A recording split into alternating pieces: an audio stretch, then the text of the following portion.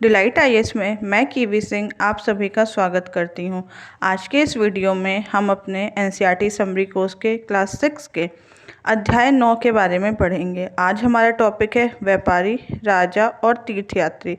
इसमें हम निम्नलिखित बिंदुओं को कवर करेंगे। आइए शुरू करते हैं इस वीडियो को और पढ़ते हैं इन टॉपिक्स के बारे में। सबसे पहले हम जानेंगे व्यापारी और व्यापारों के बारे में। अच्छा, हमने ये अच्छे से देखा था कि हमारे जो भारतीय संस्कृति और जो हमारा जो सभ्यता का विकास हुआ था उसमें व्यापार की बहुत ज़्यादा ही महत्ता थी। हमने देखा था कि कई प्रकार के बर्तन, कटोरियाँ, थालियाँ और अनेक प्रकार की चीज़ें मिली हैं जो जिससे हमें ये अंदर से जिज्ञासा होती कि ये बर्तन यहाँ कैसे पहुँचे होंगे इन जगह। और ऐसा नहीं था कि ये बर्तन सिर्फ एक जगह पर मिले थे, काफ़ी जगह पर मिले थे, जिससे यह पता चलता है कि ये व्यापारी इन्हें बनाते थे और अलग अलग जगह पर जाके बेचते थे। इससे हमें यह भी पता चलता है कि व्यापार, उस समय की व्यापारिक स्थितियाँ और यातायात दोनों ही व्यापार के लिए बहुत ही ज़रूरी थे। जैसे कि हम जानते हैं दक्षिण भारत के बारे में। दक्षिण भारत में जो सोना, मसाले और ख़ास तौर पे काली मिर्च के लिए काफ़ी प्रसिद्ध था। इसके साथ ही साथ ये कीमती पत्थरों के लिए भी प्रसिद्ध था। यहाँ का जो काली मिर्च थी वह रोमन साम्राज्य में इतनी ज़्यादा मशहूर थी कि इसे वहाँ काले सोने के नाम से बुलाते थे।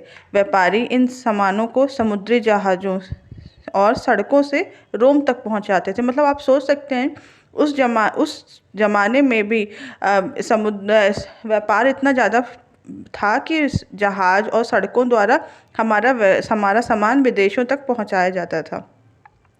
दक्षिण भारत में ऐसे अनेक रोमन सोने के सिक्के मिले। अच्छा, हमें कैसे पता चलता है कि हमारे यहाँ जो व्यापार था वह किन देशों से था या कहाँ कहाँ तक फैला हुआ था? क्यों? क्योंकि हमें उन जगह से खुदाई में या पुरातत्वविदों को वहाँ के सिक्के मिले हैं। जैसे कि दक्षिण भारत में रोमन सिक्के मिले हैं, जिससे हमें यह पता चल सकता है कि उस टाइम पे रोमन व्यापार हमारे यहाँ बहुत ही ज़्यादा ज़रूरी था। व्यापारियों ने कई समुद्री रास्ते खोजे थे, इसमें से जिससे वे आसानी से अपने माल को वहाँ गंतव्य तक पहुँचा सके। कुछ समुद्र के किनारे चलते थे और कुछ अरब सागर या बंगाल की खाड़ी के द्वारा वहाँ पहुँचते थे। कुछ नाविक होते थे जो मानसूनी हवाएं जब चलती थी उसका फ़ायदा उठा के अपनी यात्रा पूरी जल्दी कर लेते थे। इसके अलावा अफ्रीका, अरब के पूर्वी तटों से भी लोग उपमहाद्वीप के पश्चिम तट तक आते थे।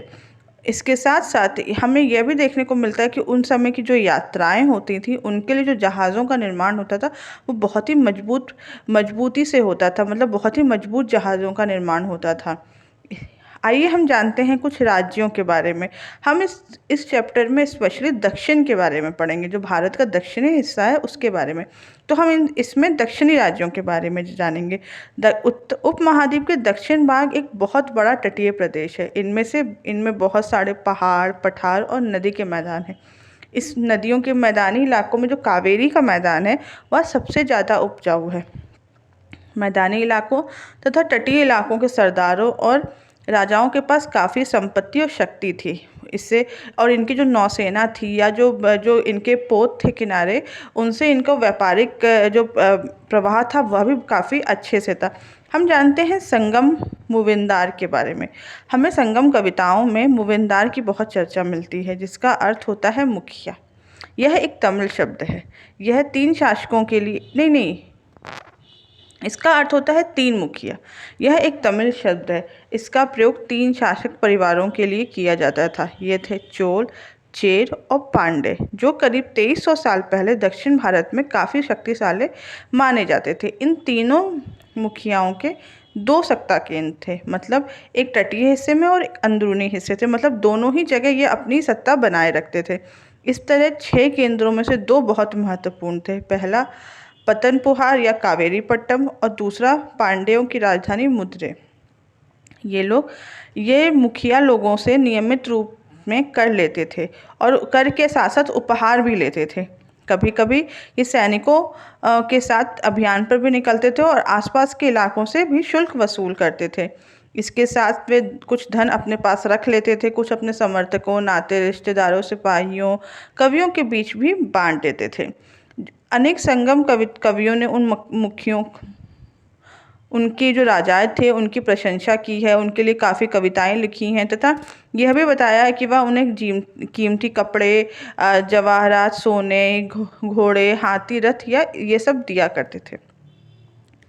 आइए फिर हम जानते हैं सातवाहन राजवंश के बारे में।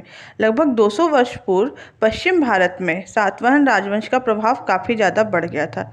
सातवाहनों का सबसे प्रमुख राजा गौतमी पुत्र श्री सातकर्णी था।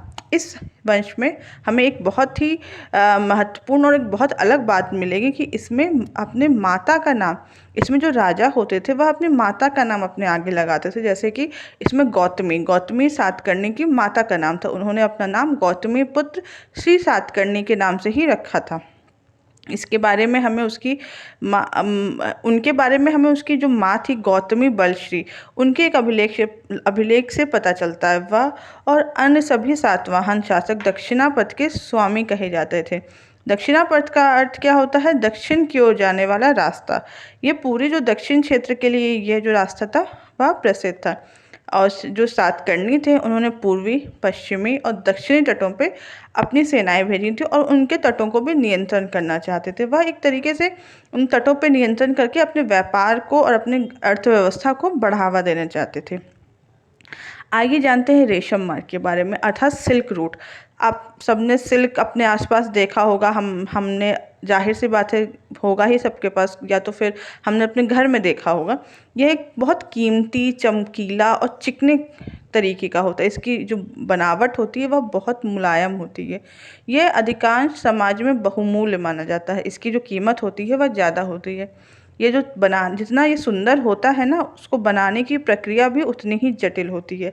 रेशम के कीड़े से कच्चा रेशम निकाल के फिर सूत की कताई करना, फिर उसके बाद कपड़ा बुनना, ये एक बहुत लंबा प्रोसेस है। इसको बनाने की प्रक्रिया का सबसे पहले आविष्कार कहाँ हुआ था? चीन में। कब हुआ था? 7000 साल पहले। इस तकनीकी को उन्होंने हजारों साल तक दुनिया से छुपाए रखा था।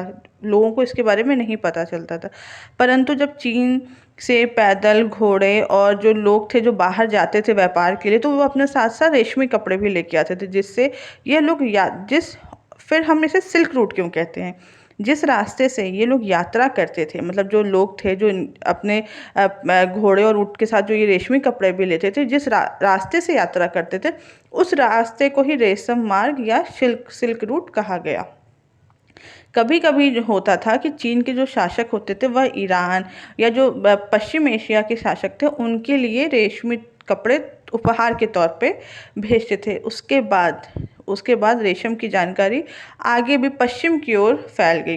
करीब 2000 साल पहले रोम के लोगों में और वहाँ के जो शासक थे, वहाँ का जो अभिजात मतलब जो एलीट ग्रुप था, उनके लिए रेशमी कपड़े पहनना एक फैशन था। और वहाँ मतलब बहुत ही एक होता है ना कि एक लग्जरी माना जाता था कि आप वहाँ रेशमी कपड़े पहन रहे हैं या सिल्क के कपड़े पहन रहे हैं। इनकी कीमत बहुत ज़्यादा होती थी। पहली बात तो ये कि ये बहुत मेहनत से बनते थे, और इसके साथ साथ इनको जो चीन से जो इनको लेके जाने वाला रास्ता था वह काफ़ी दुर्गम था। बहुत सारे पहाड़ी रेगिस्तानी रास्तों से होके जाना पड़ता था। यही नहीं, जो यहाँ के अन्य लोग थे ना, मतलब आसपास के रहने वाले लोग, वह भी व्यापारियों से यात्रा शुल्क मानते थे। इसलिए इसकी कीमत बहुत ज़्यादा ही बढ़ी हुई थी। कुछ शासक इसके बड़े बड़े हिस्सों पर नियंत्रण करना चाहते थे। वह चाहते थे कि जो सिल्क रूट है उस पर वह नियंत्रण करें, जिससे उन्हें ये कर और जो शुल्क और तोहफे हैं वह उनसे उन्हें लाभ मिलता रहे। जो सिल्क पे रूट पे नियंत्रण करने वाले जो प्रमुख शासक थे उनमें से सबसे प्रसिद्ध कुषाण थे। इन्होंने करीब 2000 वर्ष पहले मध्य एशिया और पश्चिमोत्तर भारत पर इनका शासन था। ठीक है, पेशावर और मथुरा इनके दो प्रमुख केंद्र थे, और तक्षशिला भी इन्हीं के राज्य का एक हिस्सा था। इनके शासनकाल में एक जो सिल्क रूट था वह उसकी एक शाखा मध्य एशिया से होकर सिंधु नदी के जो पोर्ट थे वहाँ तक जाती थी। फिर यहाँ से जहाज द्वारा रेशम पश्चिम की ओर और रोमन साम्राज्य तक पहुँचाया जाता था। इस उपमहाद्वीप में सबसे पहले सोने के सिक्के जारी करने वाले जो शासक थे वह कुषाण थे। मतलब भारतीय उपमहाद्वीप में सोने के सिक्के जारी करने वाले पहले शासकों में कुषाण वंश के शासक आते थे। यह एक बहुत महत्वपूर्ण पॉइंट है जो हमें आगे बहुत काम देगा। आइए जानते हैं हम बौद्ध धर्म के प्रचार के बारे में। जो कुषाणों का जो सबसे प्रसिद्ध राजा था वह कनिष्क था। उसने करीब 1900 साल पहले शासन किया था। उसने एक बौद्ध परिषद का गठन किया जिसमें एक विद्वान एकत्रित होते थे और महत्वपूर्ण विषयों पर विचार विमर्श करते थे। बुद्ध की जीवनी जो कि है बुद्ध चरित्र के जो रचनाकार थे वह कवि अश्वघोष थे। वह कनिष्क के दरबार में ही रहते थे। इसके साथ ही अश्वघोष तथा अन्य बौद्ध विद्वानों ने अब संस्कृत में भी लिखना शुरू कर दिया था। इस समय हमें यह भी देखने को मिलता है कि बौद्ध धर्म की एक नई विचारधारा का विकास हुआ जिसका नाम था महायान।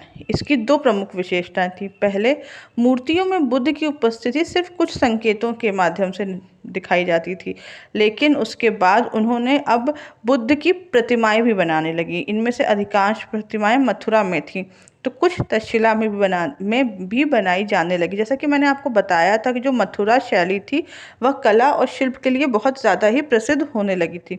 इसके अलावा जो दूसरा परिवर्तन था वह बोधिसत्व में आस्था को लेकर था। बोधिसत्व उन्हें कहते थे जो ज्ञान प्राप्ति के लिए एकांतवास करते हुए ध्यान साधना करते थे, लेकिन ऐसा करने के बजाय वे लोगों को शिक्षा देने और मदद करने के साथ साथ सांसारिक परिवेश में भी रहना ठीक समझने लगे। धीरे धीरे बोधिसत्व की जो पूजा प्रणाली थी वह काफ़ी लोकप्रिय हो गई और पूरे मिडिल एशिया, चीन, कोरिया और जापान तक ये फैल गई थी। बौद्ध धर्म का जो प्रसार था वह पश्चिमी और दक्षिण भारत में भी हुआ था। वहाँ पे बौद्ध भिक्षुओं को रहने के लिए हजारों दर्जन गुफाएं खोदी गई और उनके लिए विहार बनाए गए थे। इनमें से कुछ विहार तो राजा रानियों ने आदेश दिए थे, कुछ जो धनी व्यापारी या जो कृषक होते थे वह बनाते थे। इनमें से ज़्यादातर जो गुफाएं हैं वह पश्चिम घाट के दर्रों के पास बनाई गई हैं। इसके साथ साथ हमें यह भी देखने को मिलता है कि इस समय का जो बौद्ध धर्म था वह सिर्फ यहाँ भारत में ही नहीं, भारत के बाहर भी फैलते हुए दिख रहा था। इसका भी बहुत सारे कारण थे। पहला तो ये कि जो यात्रा जो व्यापारी वगैरह जाते थे वह अपने साथ इनके विचारों को लेके जाते थे। इसके अलावा राजाओं ने भी अपने दूतों को बाहर भेजा था। बौद्ध धर्म दक्षिण पूर्व की ओर श्रीलंका, म्यांमार, थाईलैंड, इंडोनेशिया सहित दक्षिण पूर्व एशिया के कई भागों में फैल गया था। इसके अलावा हमें यह भी देखते हैं कि जो एक थेरवाद नामक बौद्ध धर्म का प्रारंभिक रूप शुरू हुआ था जो इन क्षेत्रों में काफ़ी ज़्यादा प्रसिद्ध था। आइए जानते हैं तीर्थयात्रियों के बारे में। जो व्यापारी काफिलों के साथ जो जहाज़ जाते थे उनमें बहुत सारे तीर्थयात्री भी होते थे। तीर्थयात्री क्या होते हैं? वे स्त्री पुरुष जो प्रार्थनाओं के लिए पवित्र स्थानों पर यात्रा करते हैं उन्हें तीर्थयात्री कहते हैं। इसी तरीके से भारत में एक चीनी बौद्ध यात्री फाशियान आया था जो कि काफ़ी प्रसिद्ध था। वह लगभग 1600 वर्ष पहले आया था। उसके बाद हेनसुआंग 1400 वर्ष पहले आया था।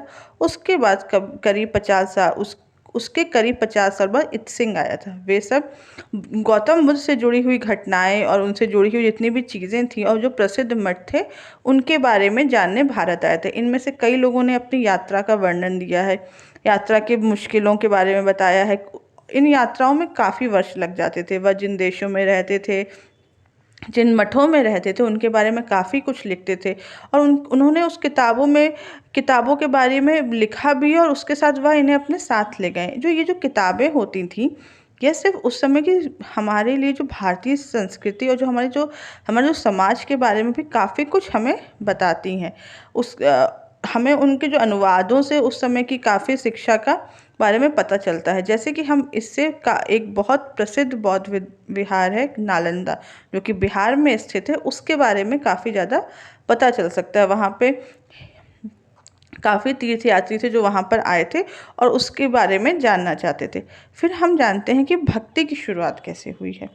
भक्ति तो हमारे यहाँ धर्म और हमेशा से रहा है, लेकिन कुछ समय से हमने ये देखा कि हिंदू धर्म थोड़ा सा काफ़ी ज़्यादा आडंबर में आ गया था, जिस वजह से वह थोड़ा सा पीछे रह गया था। उसके बाद कई ब्राह्मणों ने उसके लिए नए नए तरीके अपनाए और नए तरीक़ों से उसको एक नई ऊर्जा प्रदान करने का प्रयास किया। इस समय देवी देवताओं का चलन शुरू हो गया था। जो कि हिंदू धर्म की बाद में प्रमुख पहचान बन गई थी। जैसे शिव, विष्णु, दुर्गा जैसे जो देवी देवता थे वह शामिल हो गए थे। इनकी पूजा भक्ति परंपरा के माध्यम से की जाती है। इस समय यह काफ़ी लोकप्रिय परंपरा बन गई थी। किसी देवी देवता के प्रति जो श्रद्धा को ही हम भक्ति कहते हैं। भक्ति का पथ सबके लिए खुला था, चाहे वह धनी हो, गरीब हो, ऊंची जाति का हो या नीची जाति का, स्त्री पुरुष, यहाँ पे किसी भी प्रकार का भेदभाव नहीं था। भक्ति मार्ग की चर्चा हिंदुओं के पवित्र ग्रंथ भगवत गीता में की गई है। भगवत गीता महाभारत का एक हिस्सा है, जो कि हमारे यहाँ का मतलब एक बहुत महाकाव्य है और एक धार्मिक रूप से भी बहुत ज़रूरी किताब है हिंदू धर्म की। इसमें श्री कृष्ण अपने भक्त और परम मित्र अर्जुन को कई प्रकार के धर्मों का उपदेश देते हैं और कई प्रकार की उनको शिक्षाएं देते हैं, जिससे वह बुराई से मुक्ति दिला सकें। फिर उसके बाद ये जो रूप था वह धीरे धीरे भिन्न राज्यों में भी फैलने लगा। भक्ति मार्ग अपनाने वालों का यह मानना है कि अगर किसी देवी देवता की सच्चे मन से पूजा की जाए तो वह उसी रूप में दिखने लगेंगे जिस प्रकार भक्त उन्हें देखना चाहते हैं।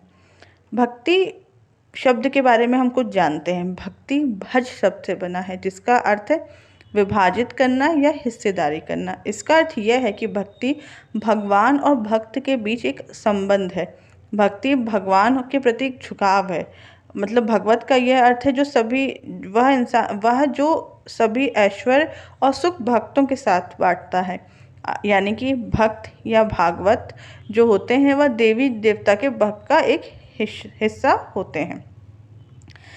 हमने यह भी देखा कि उसके बाद मूर्ति पूजा का भी सम्मान होने लगा। देवी देवताओं को विशेष सम्मान मिलने लगा। इनका कई जगह मूर्तियों को स्थापित किया जाने लगा। इसे हम मंदिर कहते हैं। इसके बारे में हम अभी आगे अच्छे से पढ़ेंगे। और हिंदू धर्म मतलब हिंदू शब्द की उत्पत्ति भी इसी चीज़ से हुई है। आइए हम जानते हैं अन्यंत, जो एक नया टॉपिक जो विदेशी साइट हमारे चैप्टर के एंड में दी जाती है। ये जो टॉपिक है ना, मैंने आपका पूरा एनसीईआरटी से ही लेके कॉपी पेस्ट कर दिया ताकि आप पूरी तरीके से समझ सकें कि किस तरीके से इसमें दिया हुआ है। इसमें हम ईसाई धर्म के बारे में पढ़ेंगे। आज से करीब 2000 वर्ष पहले ईसाई धर्म का उदय हुआ था। इनका जन्म जो ईसा मसीह थे उनका जन्म बेथलेहम में हुआ था, जो कि उस समय रोमन साम्राज्य का हिस्सा था। ईसा मसीह ने स्वयं को संसार का उद्धारक बनाया है। उन्होंने प्यार और विश्वास पे उपदेश दिया है। उन्होंने हर व्यक्ति से ये उम्मीद की है कि वह प्यार और विश्वास की उम्मीद करे। जो उनके उपदेश थे वह साधारण लोगों को बहुत पसंद आए थे, क्योंकि उस समय विदेश में भी धर्म बहुत ज़्यादा कठोर होता चला जा रहा था। लोगों को एक सरल चीज़ें की तरफ लोग आकर्षित हो रहे थे। फिर धीरे धीरे ये पश्चिमी एशिया, अफ्रीका और यूरोप में फैल गया। ईसा मसीह की मृत्यु के 100 साल के अंदर ही भारतीय उपमहाद्वीप के पश्चिमी तट पर सबसे पहले पश्चिमी एशिया से ईसाई धर्म प्रचारक आए थे। जो केरल होता है ना, केरल जो है उसमें ईसाइयों को सिराई ईसाई कहते हैं, क्योंकि ये संभवतः पश्चिम एशिया से आए थे। वह विश्व के सबसे पुराने ईसाइयों में से एक थे। आज के वीडियो में बस इतना ही। अगर आपको इस टॉपिक से रिलेटेड कोई भी डाउट हो तो आप कमेंट बॉक्स में बताएं, और इसके साथ ही आप हमारे टेलीग्राम ग्रुप को ज्वाइन करें ताकि आपको फ्री PDF मिलती रहे। Thank you so much.